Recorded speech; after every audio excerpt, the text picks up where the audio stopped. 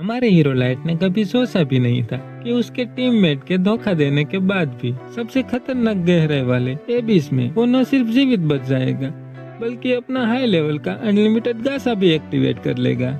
सिर्फ 3 सालों में उसने एबिस की गहराइयों में एक ब्यूटीफुल सा सिटी खड़ा कर दिया। और इससे भी ज्यादा पागलपन की बात यह थी कि जिन मेड को उसने समन किया था वह सब उसके आसपास मौजूद थी। हालांकि उसके पास 777 लेवल का एक मास्टर था, जैक, जो उसे फाइटिंग सिखाता था और ट्रेनिंग देता था, लेकिन बाकी की 999 लेवल वाली मेड जैसे बेकार हो गई थी। आयोकी, जो एबिस की ऊपरी सतह को एक्सप्लोर कर मैप बनाती थी, एली, जो लाइट के लिए नए मैजिक बना रही थी, और नाजुना, वो महल की सुरक्षा संभालती थी, वो पेट्रोलिंग करती थी। लेकिन ये सब उसे लड़ाई क्यों नहीं सिखाती, क्योंकि वो सब लाइट को इतना लव करती थी कि ट्रेनिंग के दौरान भी उसे चोट पहुंचाना नहीं चाहती थी।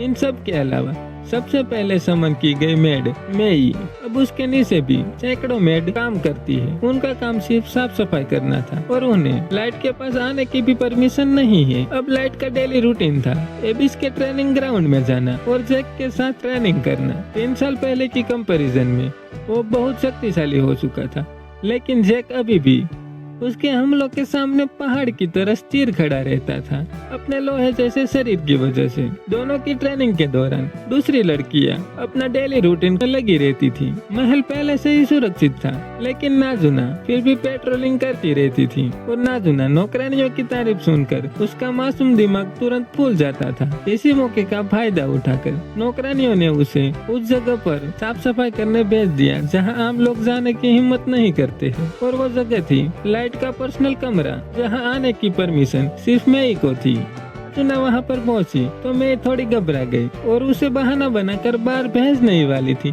कि तभी नाजुना कमरे में घुस गई और उसने एक अजीब दृश्य देख लिया। कमरा ऐसे अस्त व्यस्त था जैसे कोई उस पर लोटपोट हुआ हो, क्योंकि मेई लाइट की खुशबू सूंघते हुए बिस्तर पर लौट रही थी। उसकी शर्मनाक हरकत पकड़ी जाने पर मेई ने तुरंत कहा, यह उसका साफ सफाई करने का एक अलग ही तरीका है। नाजुना भी बोली थी, उल्टा उसने मेई की तारीफ कर दी। इसके बाद नाजुना को याद आया कि नौकरानियों ने उसे एक संदेश देने को कहा था। वो अपनी जेब से वो कागज निकालती है और पढ़कर सुनाती है। नाजुना कुछ समझी नहीं, लेकिन मेई से मिली टिप लेकर वो खुश होकर चली गई। लेकिन मेई उस संदेश से परेशान हो गई और नौकरानियों से बात करने चली गई। उसने लाइट के कमरे की साफ सफाई करने के अनुरोध को तुरंत खारिज कर दिया, बल्कि उन्हें सजा देते हुए कहा कि वो बिना मैजिक का यूज किए लाइट की गैलरी को साफ करेंगे।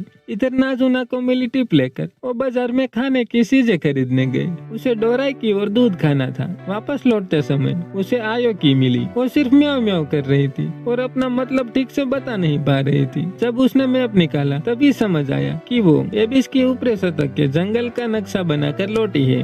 गैलरी में पहुंचकर नाजुना ने देखा कि वहाँ कोई नहीं है। वहाँ सिंहासन पर बैठ गई और लाइट की तारीफ कर फूलने लगी। लेकिन तभी उसे पता चला कि सिंहासन पर रखा छोटा पुतला टूट गया था। उसका एक पंख टूट चुका था। घबरा कर उसने जल्दी से वापस जोड़ दिया और वहाँ से भाग गई। दूसरी तरफ नौकरानियां अभी भी अपनी सजा से नाराज थी और लाइट की ओर इतनी अट्रैक्टिव हो गई थी कि उसने मेई को जहर देने तक की सोचने लगी। और यह भी चर्चा करने लगी कि जब मेई और लाइट अकेले 3 महीने साथ में थे तब उसने सब कुछ कर लिया होगा। तभी मेई आ जाती है और वो बताती है कि उन 3 महीनों में लाइट बस पढ़ाई और ट्रेनिंग में लगा हुआ था।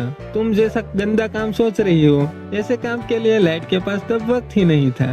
ये बातचीत के बाद मेई ने सजा को और भी बढ़ा दिया और नौकरानियों को सिंहासन हॉल भी साफ करने को कहा। वे सफाई कर रही थी। उनमें से एक ने गलती से फिर से उसी पंख वाले पुतले को गिरा दिया और उसी समय नाजुना बाहर आई थी। वो बाजार में स्टाइलिश दस्ताने देख रही थी। उधर मैजिक यूजर एली ने नाजुना को देखा और उसे बेवकूफ कर चिढ़ाने लगी। दोनों आपस में झगड़ने लगी।